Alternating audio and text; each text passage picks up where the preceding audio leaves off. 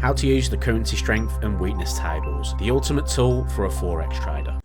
Hi traders, in this video I'm going to show you how we transition all the information from the previous videos into looking for a position in the markets. Now in the first video we talked about how the tables are formed, why we formed the tables, and how we identify currency pairs to trade. In the second video we talked about using the tables and then matching that with market conditions, and in this video I'm going to show you how you can match that all together now, or bring it all together to form an opportunity in the markets. Now pound yen was one of the markets we looked to take a position on. It topped the tables for the market long, and I've got some information here that's going to help us deduce why we got long into that market. Now originally the market was in a little bit of a trading range here. We can see between sort of the 6th of October of 2023 and November, the start of November, the market was in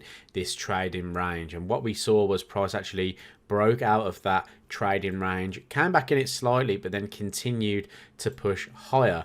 Now the signal that we were looking at in particular was the one that formed on the 7th of November 2023. So if you opened your charts up at that point, this is what you would have seen. Anything kind of left of this point is what we would have looked at in the market. And what I can see is the fact that we were in a trading range, but we've broken and made a new high.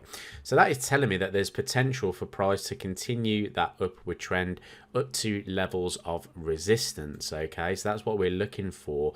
Now this is a H4 time frame. We usually look at higher time frames as well, such as the daily chart and the weekly chart, to help us analyze, but I thought this was a good viewpoint of that market at that moment.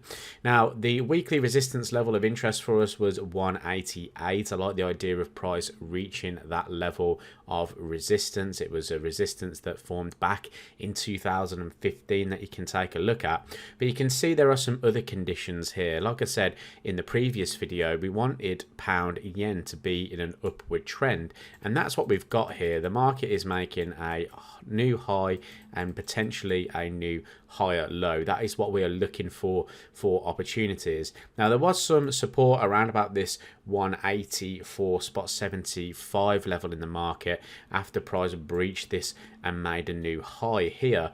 The market came back down into that point and started to sort of slow down into that level.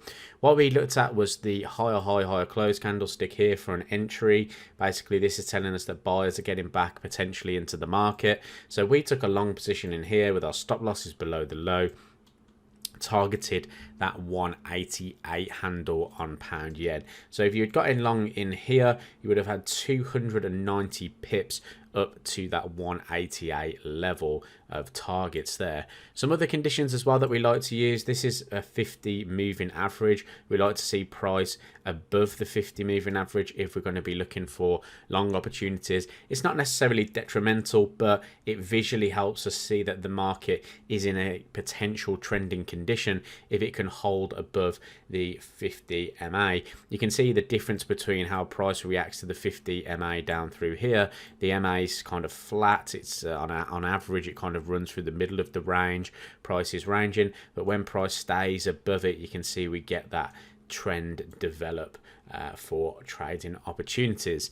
The other market that we like the look of obviously was euro yen. Again, I'm on a H4 chart here. I've left the trade tracker on this one just so you can see it, but we ended up banking 223 pips on this move as well, very similar to pound yen. The only difference is that euro yen was one that was really forming trend at this point. You can see very strong higher highs and higher lows at this point. We also had other confluences. We had a trend line support, and the market had recently come and traded into these key highs at 161. So when the signal formed, you can see we actually consolidated for a good period at this resistance level. So we didn't take any long opportunities there, because what could have happened was we ranged and then we broke to the downside. If that had happened, I would have been looking at maybe a trend line support bounce at that point, maybe a climb above the 50 MA once more. But you can see we actually traded outside of that level here at the 160, 150. We went a little bit sideways. I ended up taking a position in here, put my stop loss just below this low, or this candlestick low on the 4-hour time frame, and yes, price rallied to the upside for a gain there. So this is how you can see that we had, for a little recap, we had the tables telling us to be long euro yen and pound yen. The conditions, more importantly, were met and agreed with the tables as well, with the market being in an upward trend. So essentially we just followed that trend into a level of key resistance. Hopefully that makes sense. Thanks for watching the video. Speak to you soon.